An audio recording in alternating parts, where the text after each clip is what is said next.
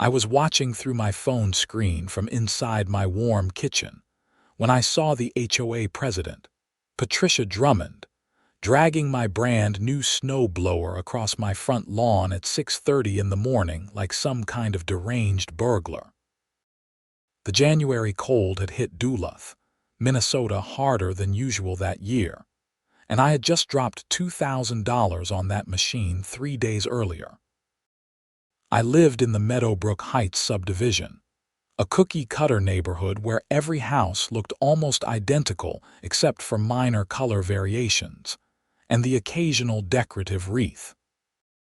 The homeowners association here was notorious for being strict, but I never imagined they would cross the line into actual theft.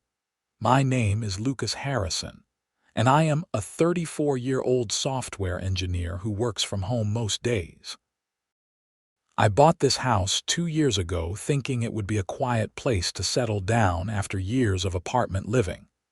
The neighborhood seemed perfect at first with its well-maintained streets, uniform mailboxes, and manicured lawns.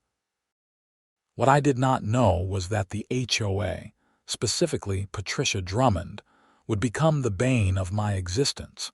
Patricia was everything you would expect from a stereotypical HOA dictator. She was 47 years old with that distinctive haircut that screamed entitlement, always wore velour tracksuits like she was perpetually ready for a yoga class she never attended, and drove a white Lexus SUV with a bumper sticker that read, "My other car is also cleaner than yours." She had been the HOA president for 6 years, running unopposed because anyone who dared challenge her suddenly found themselves drowning in violation notices for the most absurd infractions imaginable. The beef between us started small. First, it was a notice about my grass being a 1/4 inch too tall. Then another about my trash cans being visible from the street for 20 minutes longer than the allowed time frame after pickup. The complaints escalated to my mailbox being the wrong shade of black, my holiday lights staying up 2 days past the January 5th deadline, and my car being parked in my own driveway at an angle that was apparently not perpendicular enough to satisfy the architectural guidelines. I tried to be reasonable at first. I mowed my lawn more frequently. I set alarms to bring in my trash cans exactly on time. I even repainted my mailbox with the approved paint color from the hardware store she specified. But nothing was ever good enough for Patricia. She would inspect my property with a tape measure and clipboard like she was conducting a military inspection. Other neighbors warned me that once Patricia had you in her sights, she would not stop until she drove you out of the neighborhood or made your life so miserable you wished you had never moved there. The snowblower incident was the final straw. We had gotten 14 inches of snow overnight, and I needed to clear my driveway before a client video call at 9. I bought the snowblower specifically because my old one had died mid-season last year, and I was not about to shovel that much snow manually. The new machine was a beast. A Husqvarna SD 427T with power steering, heated handles, and enough horsepower to cut through snow drifts like butter. It was bright orange and impossible to miss. I had left it in my driveway the night before, planning to use it first thing in the morning. According to the HOA rules, lawn equipment could be stored in driveways temporarily if it was going to be used within 24 hours for property maintenance. I knew the rules inside and out by this point because Patricia had forced me to memorize every single page of the covenant conditions and restrictions. But when I looked out my window that morning with my coffee in hand, the snow blower was gone. My first thought was that someone had driven by and stolen it, which would have been bad enough. Then, I checked my security camera footage. I had installed cameras 6 months earlier after Patricia tried to claim I had damaged the communal mailbox structure with my car. I knew I had not touched it, but she insisted she had witnessed it and threatened to fine me $800 for the repairs.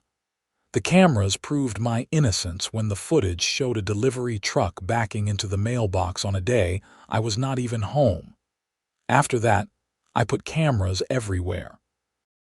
Front door, back door, driveway, garage, side yard. 8 cameras total, all recording in high definition with night vision and cloud backup. The footage from that morning was crystal clear. At 6:27, Patricia's white Lexus pulled up in front of my house. She looked around like a cartoon villain checking for witnesses, then walked up my driveway in her purple velour tracksuit and winter boots. She struggled with the snow blower for a moment, clearly not understanding how to disengage the brake, then finally got it rolling. She pushed it down my driveway, across the sidewalk, and loaded it into the back of her SUV with surprising strength for someone who claimed to have a bad back whenever it was time for neighborhood cleanup days. The whole thing took less than 4 minutes. She drove away heading toward the north end of the neighborhood where she lived in the largest house on the premium lot that backed up to the community pond. I could not believe what I was seeing. This was not just a violation notice or a petty fine. This was actual theft. A felony, given the value of the snow blower. And I had it all on video. My first instinct was to call the police immediately, but something made me pause. I wanted to see how far Patricia would take this. Would she try to claim she never touched it? Would she make up some story about it being in violation of HOA rules and therefore subject to confiscation? I needed to let this play out to expose just how corrupt and unhinged she really was. I sent a text to my neighbor Mike, who lived 3 houses down and had his own problems with Patricia. Check your Ring camera from this morning around 6:30. You are not going to believe this. Mike responded 10 minutes later with 3 shocked face emojis, and is that what I think it is? Yep, she straight up stole my snow blower. Dude, you need to call the cops. I will. But I want to see what she does first. Keep this between us for now. I went about my morning as normally as possible. I shoveled my driveway by hand, cursing every scoop of heavy snow while my neighbors used their snow blowers. Several people waved sympathetically, probably thinking mine had broken down. I did not tell anyone what happened except Mike. Around 10 in the morning, after my client call finished, I sent an email to the HOA general inbox. I kept it simple and factual. Good morning. I need to report that my snow blower was stolen from my driveway sometime between midnight and 7 this morning. It is a Husqvarna SD 427T, orange, very distinctive. If anyone saw anything or has security footage, please let me know.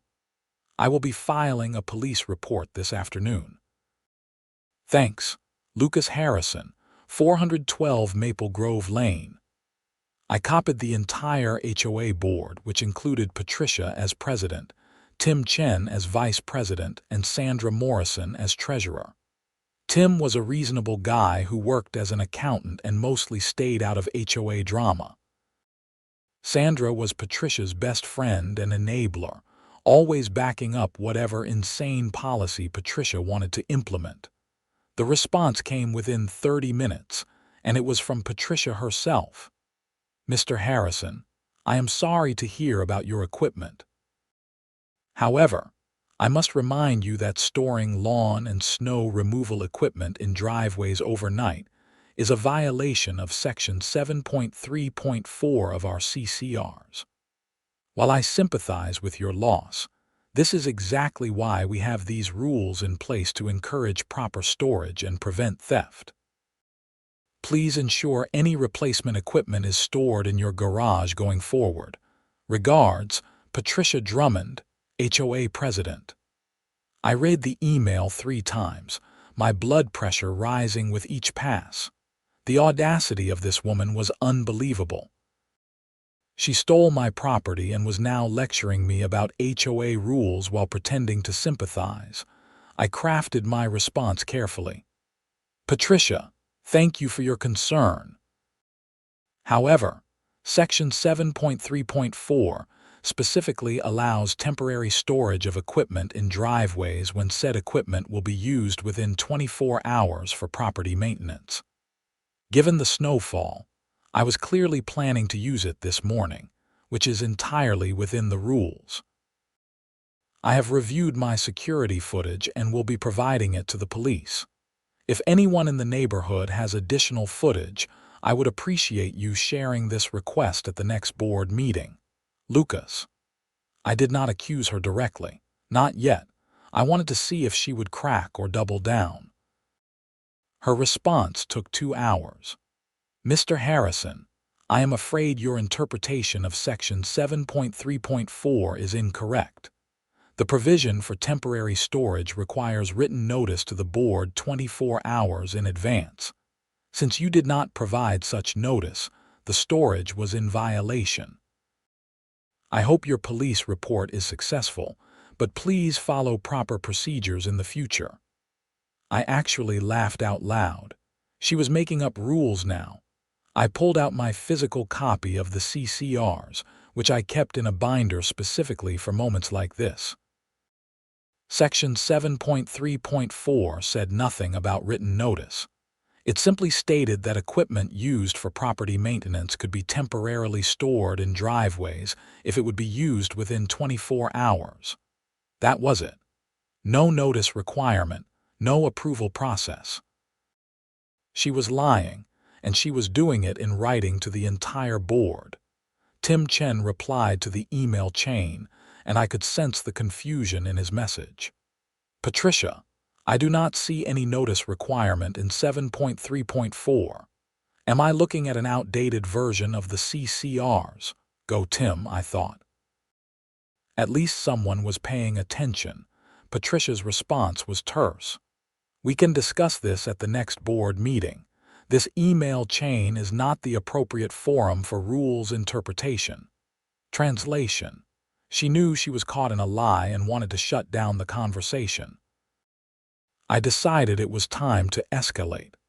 I called the Duluth Police Department non-emergency line and explained the situation. The dispatcher sounded skeptical at first, probably thinking this was some neighbor dispute over borrowed equipment. But when I mentioned I had clear video footage of the theft, her tone changed. An officer can come by this afternoon to take your statement and review the footage. Would 2 o'clock work? Perfect. Thank you. Officer James Rodriguez showed up at exactly 2 o'clock. He was a young cop, probably late 20s, with a professional demeanor and a tablet for taking notes. I invited him inside and offered coffee, which he declined. So you have footage of your snowblower being taken? He asked, getting straight to business. I do. Let me show you. I pulled up the footage on my laptop and walked him through it. The timestamp, the clear view of Patricia's face, her license plate, the whole thing. Officer Rodriguez watched in silence, then asked me to replay it. He took notes on his tablet, zooming in on screenshots of Patricia's face and license plate. You know this person? He asked. Unfortunately, yes. That is Patricia Drummond. She is the president of our homeowners association. We have had multiple disputes over HOA rules in the past. What kind of disputes?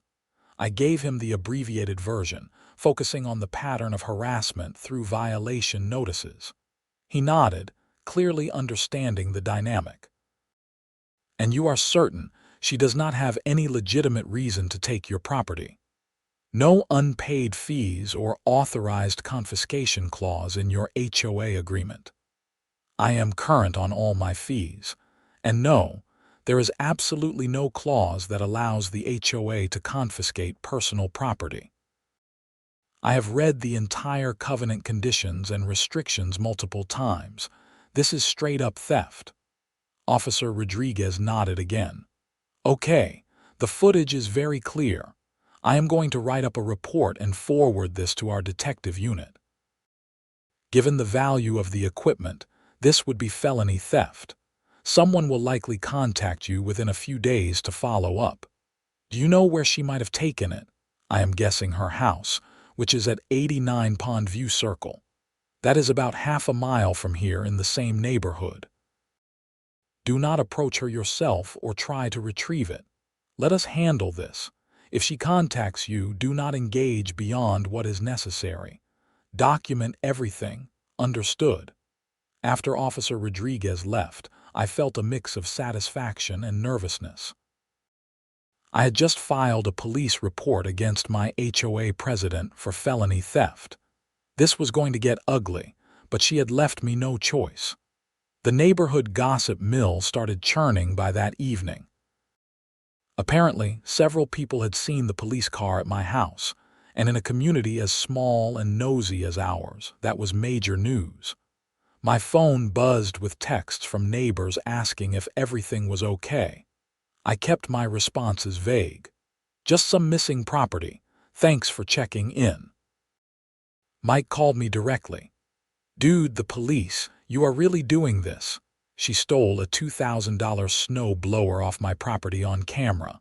What else am I supposed to do? I know. I am not saying you are wrong. I am just saying Patricia is going to lose her mind. Good. Maybe it is time someone stood up to her. Just be careful, man. She is vindictive. I appreciated Mike's concern, but I was done being careful.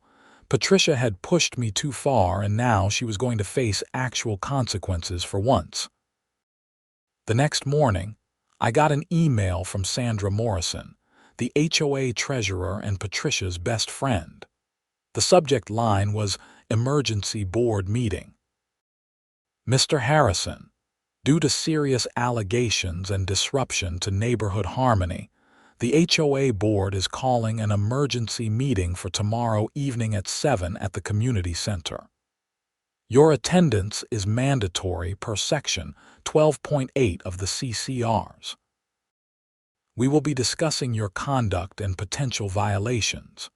Regards, Sandra Morrison, HOA treasurer. I checked section 12.8. It allowed the board to call emergency meetings for issues requiring immediate attention, but it said nothing about mandatory attendance for homeowners. They were trying to intimidate me. I responded simply. I will attend. I look forward to discussing the matter of my stolen property with the full board. The community center was a small building near the neighborhood entrance, mostly used for HOA meetings and the occasional book club. When I arrived at 6:55 the next evening, Patricia's Lexus was already in the parking lot along with Sandra's Mercedes and Tim's Honda. A handful of other neighbors had shown up too, apparently having heard through the grapevine that something interesting was about to happen. Inside, the board sat at a table at the front of the room. Patricia looked furious, her face pinched and tight. Sandra looked smug, like she was about to enjoy a show.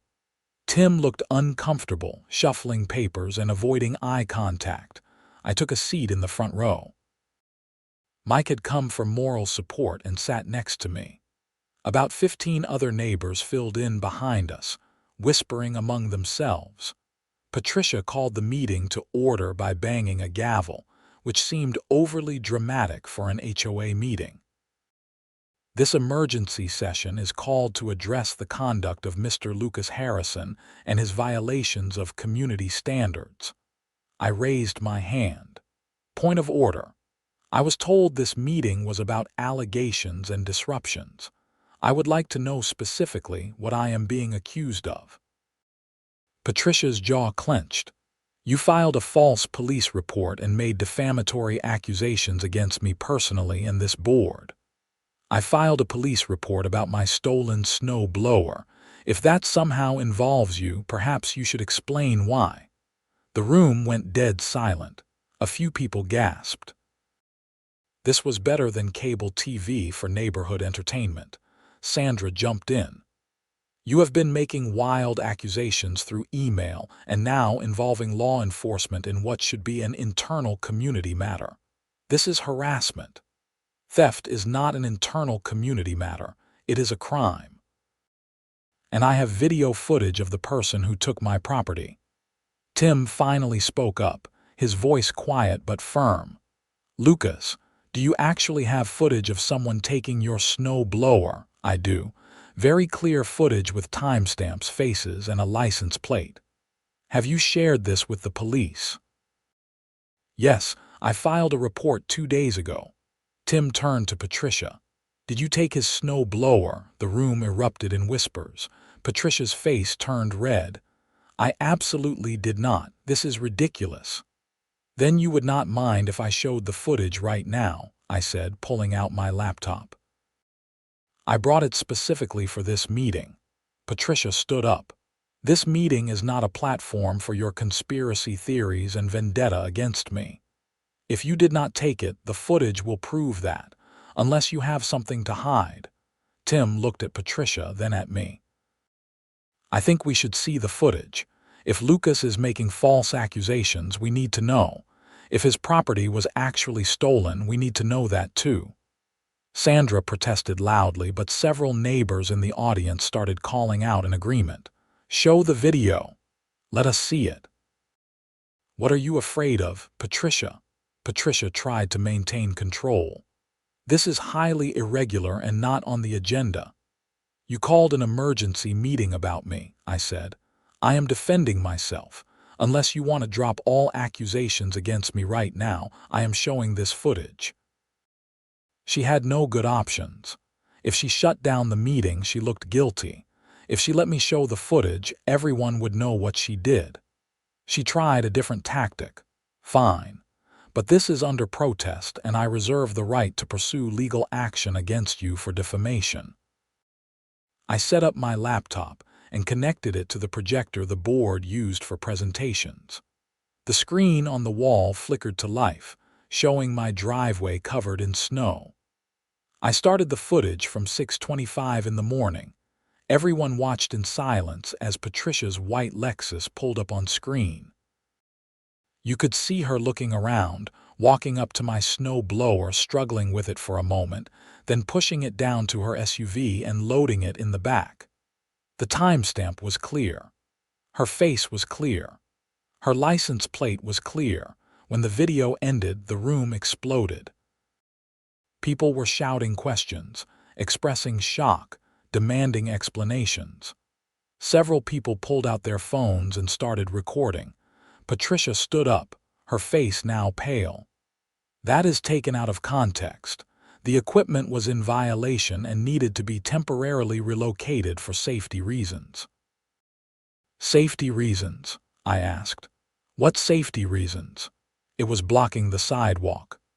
The sidewalk is 10 feet from where it was parked, and even if it was a violation, you do not have the authority to take someone's personal property. You certainly do not have the authority to load it into your personal vehicle and drive off with it. Tim was staring at Patricia like he had never seen her before. Patricia, where is his snowblower right now? She stammered. I placed it in storage pending resolution of the violation. What storage? Where? That is not relevant to this meeting. It is absolutely relevant, Tim said, his voice rising. You took his property. That is theft. You just admitted to it in front of 20 witnesses. Sandra tried to defend her. She was acting in her capacity as HOA president to enforce our rules. There is no rule that allows property confiscation, I said. I have read every page of the CCRs. Even if there was, proper procedure would require written notice, a hearing, and a chance to correct the violation. You cannot just take someone's belongings. An older neighbor named Dorothy spoke up from the back. Patricia, you tried to take my garden gnome last year claiming it was not approved decoration. Is this what you have been doing? Just taking people's things? Another voice chimed in. She told me my patio furniture was in violation and needed to be removed. I thought she meant I had to move it myself. The meeting devolved into chaos. Multiple neighbors started sharing stories of Patricia's overreach and threats. Tim tried to restore order, but it was useless. Sandra kept trying to defend Patricia, but even she seemed shaken by the video evidence. Finally, Patricia grabbed her purse and stormed toward the door. I do not have to sit here and be attacked like this. This meeting is adjourned. You cannot just adjourn the meeting because you are losing, Tim called after her. But she was already gone, her heels clicking across the tile floor. Sandra hurried after her, shooting me a venomous look as she left. Tim rubbed his face with both hands. Okay, this is a disaster. Lucas, I am so sorry. I had no idea she was doing things like this. I appreciate that, Tim. I just want my snow blower back. Do you know where it is? I am guessing her house, but I do not know for sure. The police are investigating. Good. That is good. Look, I am going to call an actual emergency board meeting with just Sandra and me. We need to discuss Patricia's position. This cannot stand. Several neighbors came up to me after the meeting to offer support and share their own horror stories about Patricia. Apparently, I was far from the only person she had targeted. One guy said she tried to fine him $500 because his mailbox flag was red instead of the approved silver color. Another woman said Patricia threatened to put a lien on her house over a wreath that was supposedly too large for the door. Mike clapped me on the shoulder as we walked to our cars. That was insane. You really dropped a bomb in there. She dropped the bomb when she stole my snow blower. I just showed everyone what she did. Do you think she will give it back now? I do not know, but the police are involved now, so it is out of my hands either way. The next morning, I got a call from a detective, Sarah Brennan. She had been assigned to my case and wanted to follow up on the report Officer Rodriguez had filed. Mr. Harrison, I have reviewed the security footage you provided. It is very clear evidence of theft. I am planning to visit Miss Drummond today to interview her and attempt to recover your property. Are you available to identify the snow blower once we locate it? Absolutely. Anytime you need me. I will call you when we know more. In the meantime, do not have any contact with Miss Drummond. Understood? 2 hours later, my phone rang again. It was Detective Brennan. Mr. Harrison, we have recovered your snow blower. It was in Miss Drummond's garage, still loaded in her vehicle. Can you come to 89 Pondview Circle to identify it and take possession? I will be there in 5 minutes. When I pulled up to Patricia's house, there were 2 police cars in the driveway. Detective Brennan met me at the garage, which was open.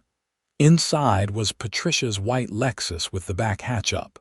My bright orange snow blower sat there exactly as it had been in the video. Is this your property?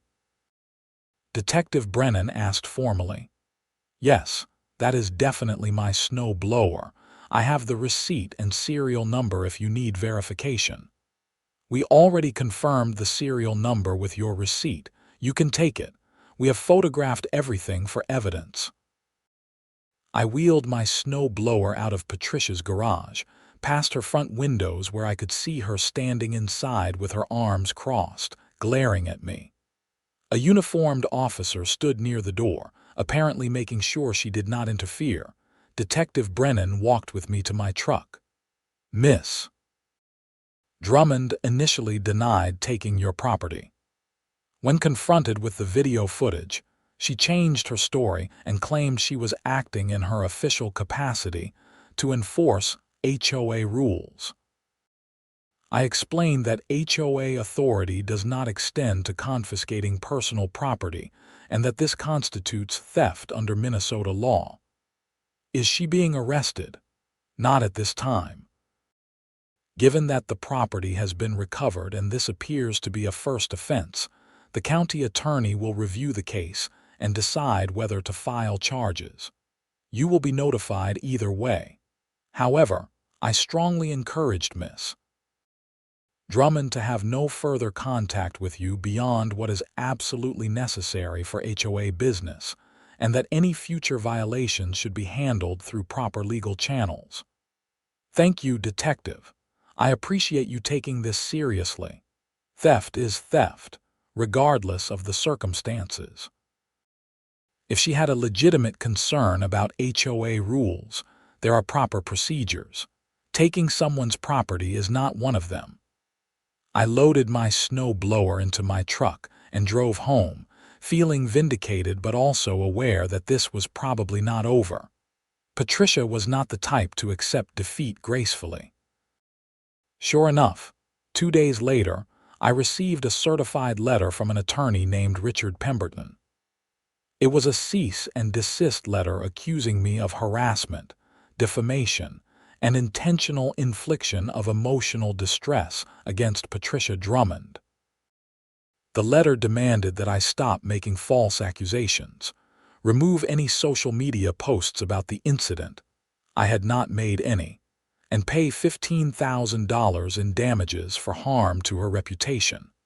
I called my own attorney, a guy named Jeff Ramos who had helped me with my house closing.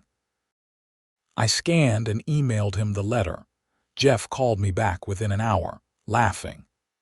"Lucas, this is one of the most ridiculous demand letters I have ever seen. You have video evidence of her committing theft. You filed a legitimate police report. Nothing you did constitutes harassment or defamation. This is just an intimidation tactic. So I should ignore it. I will respond on your behalf, but yes, essentially. I will write back explaining that you have done nothing wrong, that you have clear evidence supporting every statement you have made, and that any further frivolous legal threats could be considered harassment themselves. That should shut this down. Thanks, Jeff. What do you think happens next?" Hard to say. If the county attorney files charges, she could be looking at a gross misdemeanor or felony depending on how they classify it. Even if they do not file criminal charges, you could potentially sue her in civil court for the cost of the snow blower, plus any damages from having to shovel manually, time off work, legal fees, whatever. But honestly, it might not be worth the hassle unless you really want to make a point. I will think about it. For now, I just want this to be over. But it was not over. Not by a long shot. The following week, I received a notice of a special assessment from the HOA. Every homeowner in the neighborhood was being charged $800 for emergency legal expenses and administrative costs related to neighborhood disputes. The notice was signed by Patricia and Sandra, with no mention of Tim. I immediately emailed Tim. "Did you approve this special assessment?" His response came quickly. "Absolutely not. I found out about it this morning when my notice arrived. I am calling an emergency board meeting. This is out of control." The emergency board meeting happened 3 days later. This time, nearly 50 neighbors showed up, and they were angry.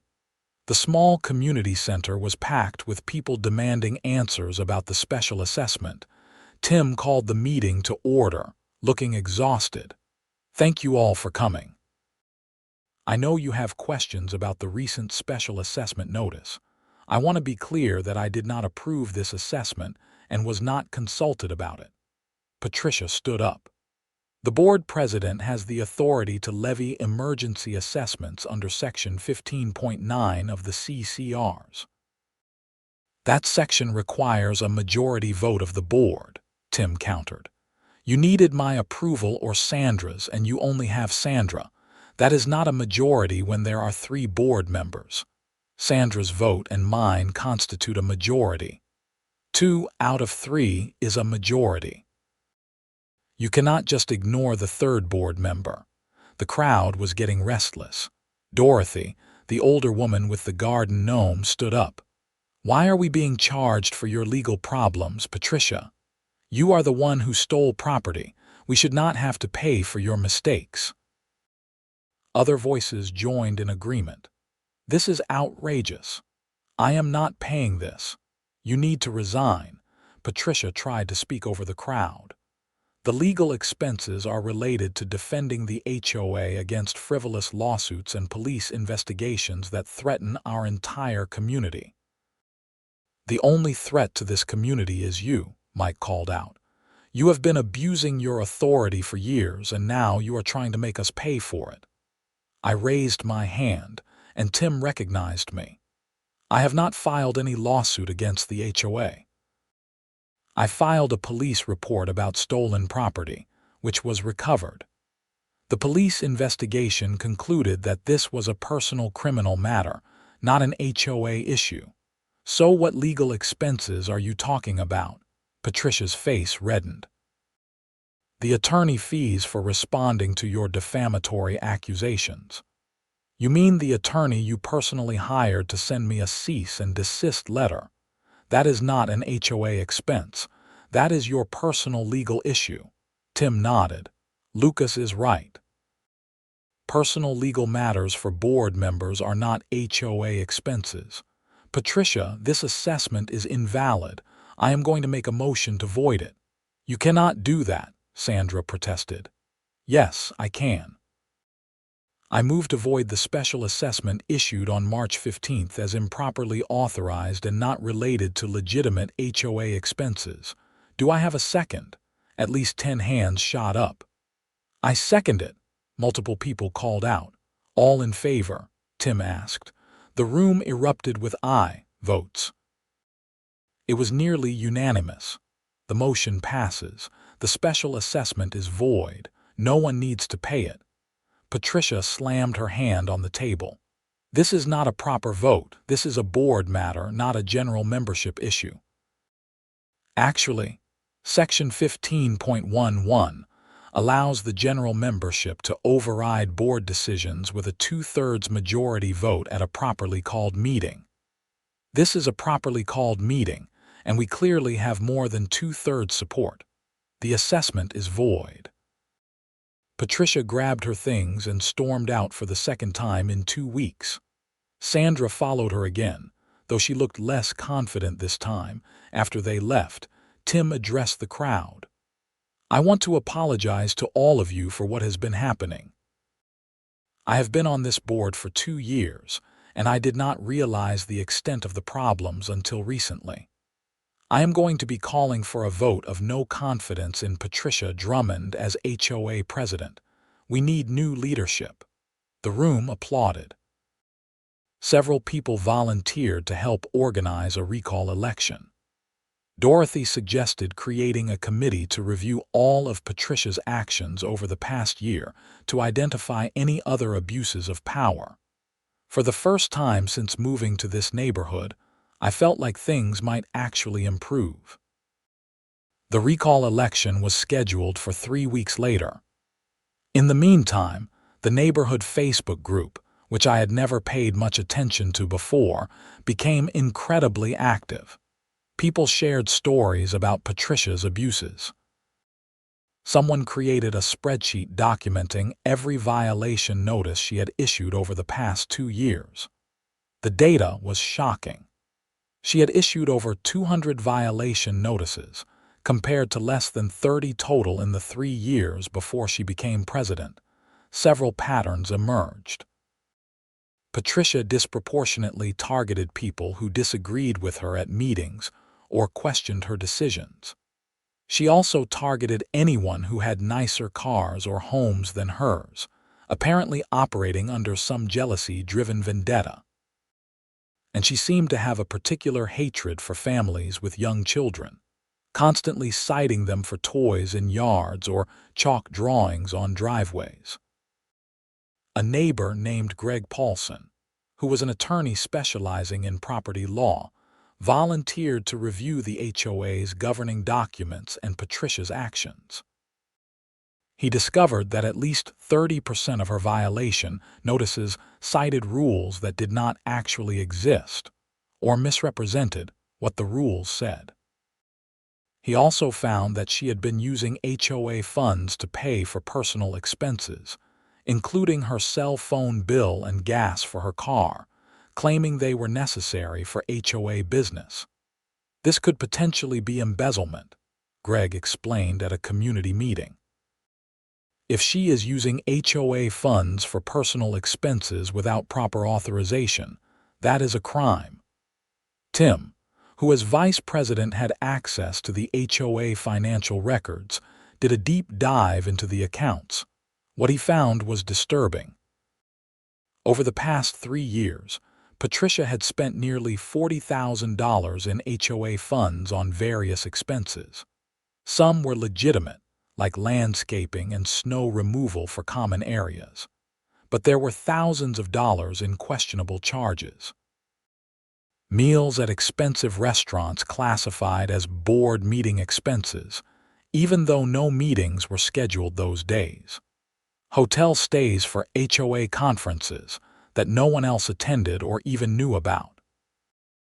Monthly car payments labeled as transportation allowance, even though the CCR specified that board members were volunteers with no compensation. Tim compiled everything into a report and sent it to the entire neighborhood, along with a recommendation that the HOA consider legal action against Patricia to recover the misused funds. The recall election became a foregone conclusion. On the day of the vote, over 90% of homeowners participated, and 87% voted to remove Patricia as president. It was one of the highest turnouts in the neighborhood's history. Patricia did not attend the meeting where the results were announced. Sandra resigned from the board the same day, apparently unwilling to serve without her friend in charge. Tim was appointed as interim president, and 2 new board members were elected: Greg Paulson and a retired teacher named Helen Montgomery, who had lived in the neighborhood for 15 years. The new board's first action was to hire a forensic accountant to review all of the HOA's financial records from Patricia's tenure. They also voted to refer the matter to the police for potential embezzlement charges. Meanwhile, the county attorney's office decided to file criminal charges against Patricia for theft of my snowblower. She was charged with 1 count of felony theft, since the value exceeded $1,000. Her arraignment was scheduled for early May. I thought maybe that would be the end of it, but Patricia had one more card to play. 3 days before her arraignment, I came home from a grocery run to find my front lawn destroyed. Someone had driven across it multiple times, leaving deep ruts in the grass and mud. My mailbox had been knocked over and bent. Eggs had been thrown at my front door and windows, and spray painted across my garage door in red paint were the words "snitch" and "you ruined everything." I immediately called the police. Officer Rodriguez responded again, along with Detective Brennan. They took photos and a statement. I checked my security cameras, which had captured everything. At 2:30 in the morning, a white Lexus SUV had pulled up to my house. Patricia got out, carrying a baseball bat and a bag. The footage showed her smashing my mailbox with the bat, then getting back in her SUV and driving across my lawn multiple times, spinning the wheels to create maximum damage. She got out again, threw eggs at my house, and then spray painted my garage door. The whole thing took about 10 minutes. She was not even trying to hide her identity. She looked directly at the camera at one point, her face twisted with rage. "She is having a breakdown," Detective Brennan said after watching the footage. "This is beyond vindictive. This is unhinged." "Can you arrest her now?" I asked. "Absolutely."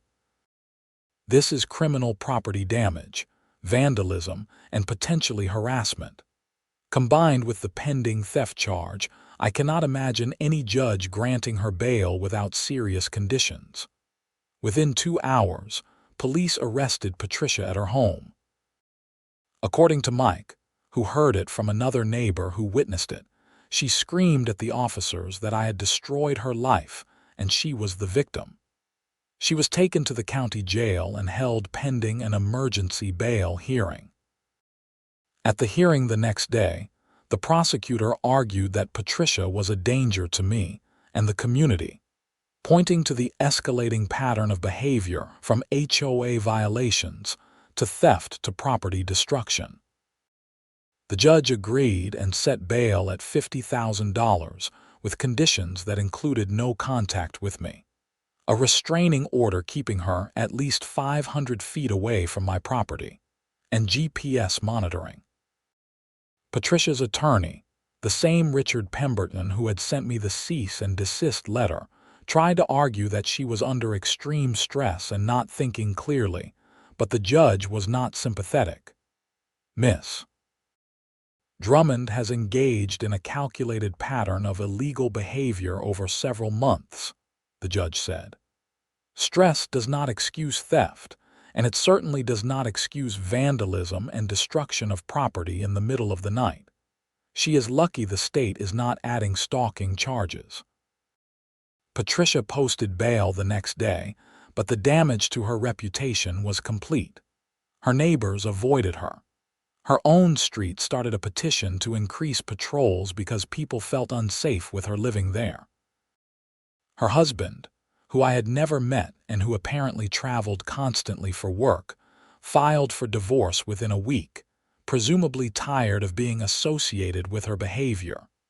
The criminal cases moved forward through the spring. Patricia's attorney tried to negotiate a plea deal, but the prosecutor was not interested in going easy. The evidence was too clear, and there were too many victims beyond just me.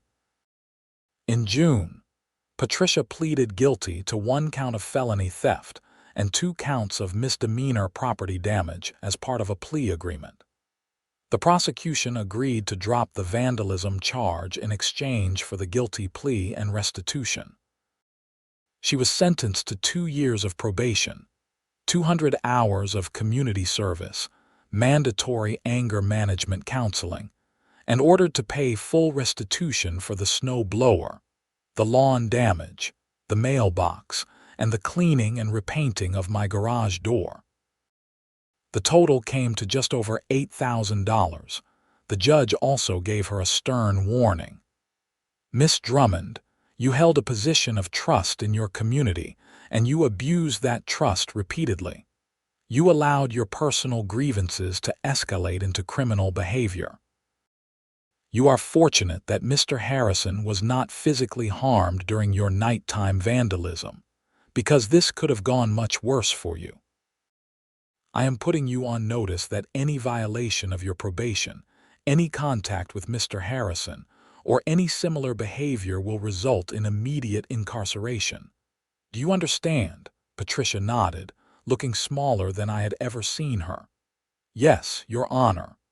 The civil side took longer to resolve. The HOA's forensic accountant determined that Patricia had misused approximately $22,000 in HOA funds over 3 years.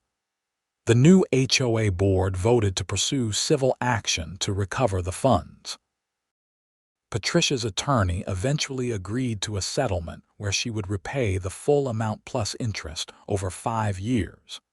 She also signed an agreement to never serve on any HOA board in Minnesota again.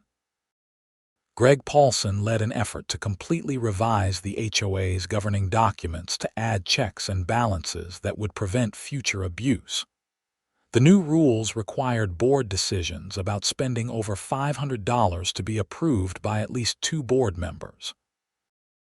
Violation notices had to cite specific rule sections, and homeowners were given 30 days to correct issues before any fines could be imposed.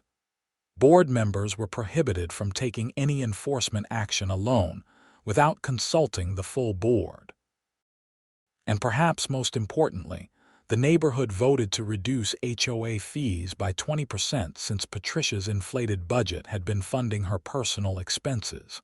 Life in Meadowbrook Heights slowly returned to normal. Tim served as HOA president for a full term and did an excellent job.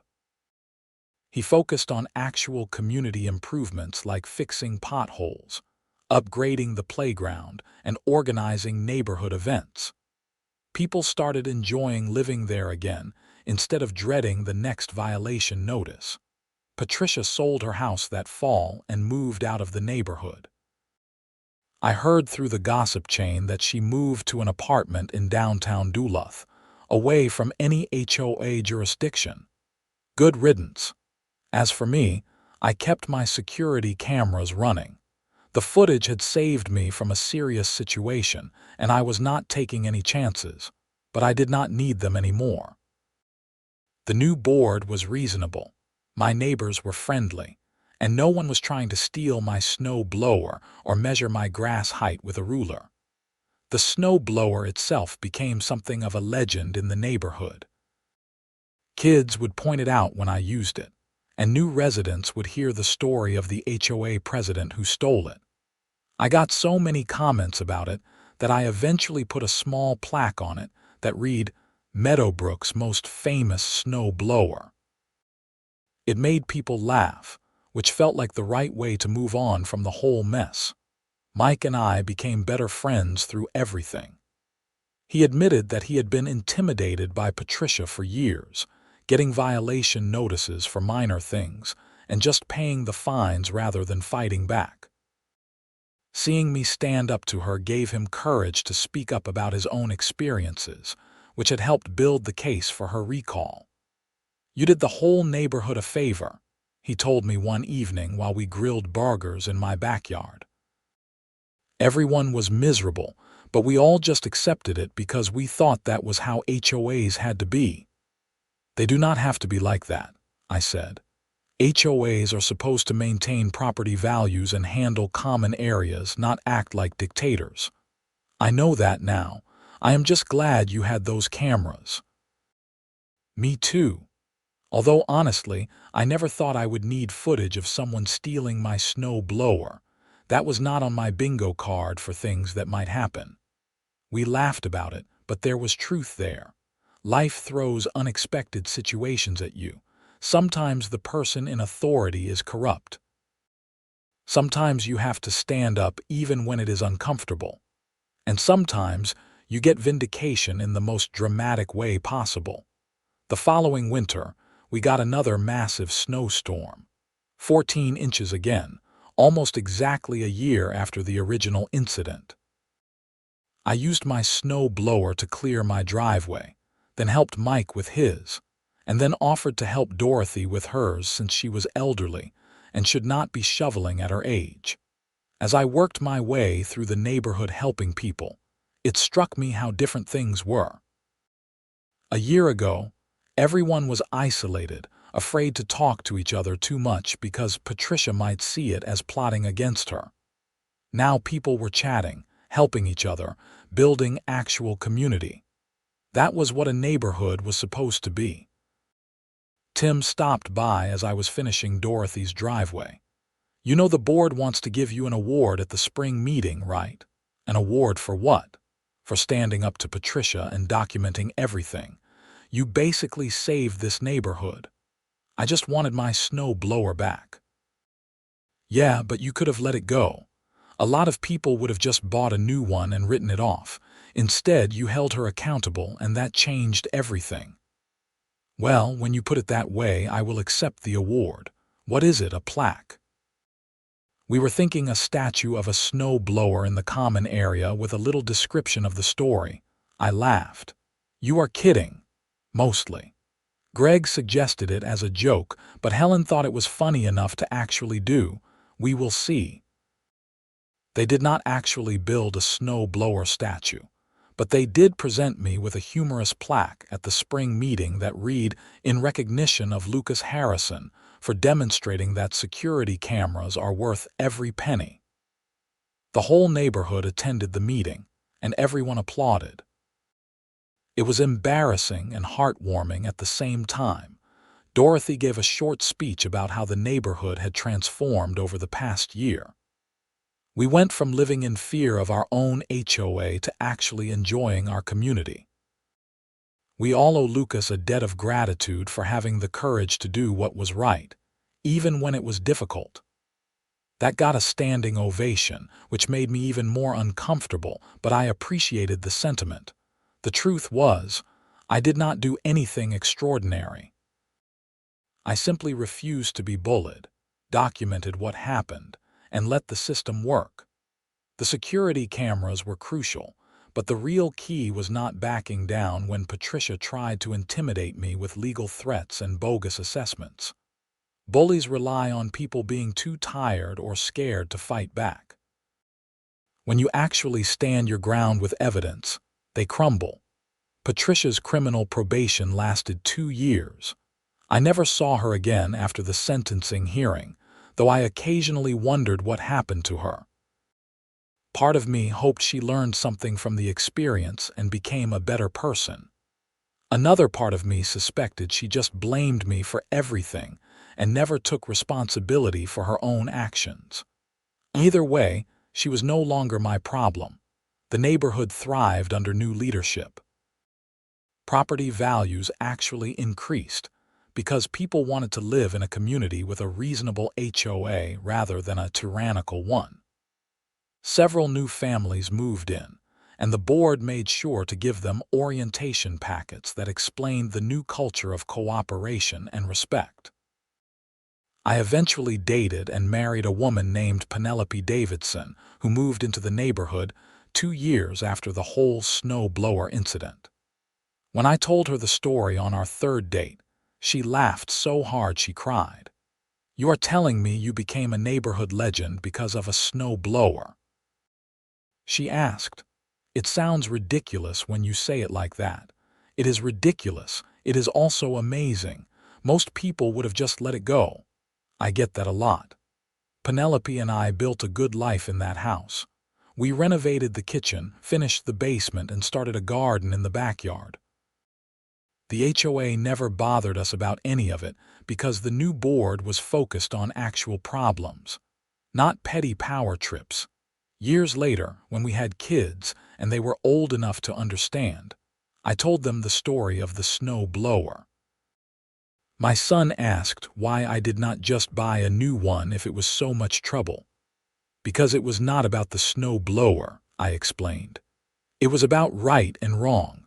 When someone does something wrong, especially someone in power, you have to hold them accountable. Otherwise, they just keep doing it to more people." "Did she go to jail?" my daughter asked. "No, she got probation and had to pay for the damage she caused. But she lost her position, her reputation, and her home. Sometimes the consequences are not just legal. Sometimes they are social and personal too." "Good," my son said. "She sounds mean." She was, but hopefully she learned something. My kids grew up in that neighborhood, playing with other kids whose parents all knew the story. It became part of the community lore, told to new residents as both a cautionary tale and a reminder that standing up for yourself matters. The security cameras stayed up, upgraded every few years to newer models. I never needed them to catch another theft, but they did capture some interesting moments. The time a deer wandered through the neighborhood at 3 in the morning and knocked over everyone's trash cans. The time a wedding proposal happened in front of my house because the couple met at a neighborhood block party. The time my son and his friends thought they were being sneaky having a water balloon fight after I said they had to wait until I got home, not realizing I could see everything on my phone. The cameras were a good investment for many reasons, but mainly for peace of mind. I never had to wonder what happened if something went wrong. I had footage, evidence, truth.